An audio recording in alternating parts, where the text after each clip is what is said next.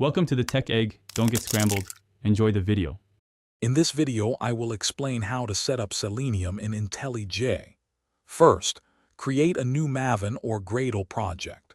Then, add the necessary Selenium WebDriver dependencies to your project's build file.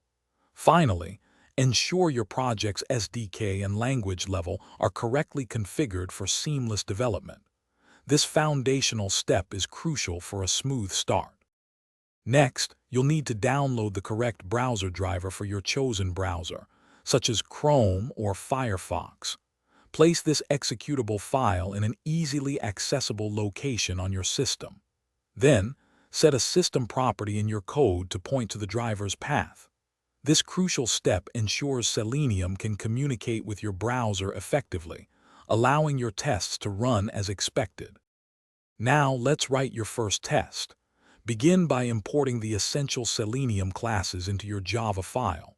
Then, initialize a new WebDriver instance, specifying your browser. Finally, use the driver to navigate to a website and perform a simple action, like finding an element or clicking a button. This confirms your setup is working. Once your test is written, run it directly from IntelliJ.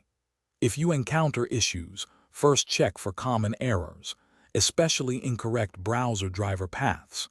Utilize IntelliJ's powerful debugger to step through your code and identify complex problems.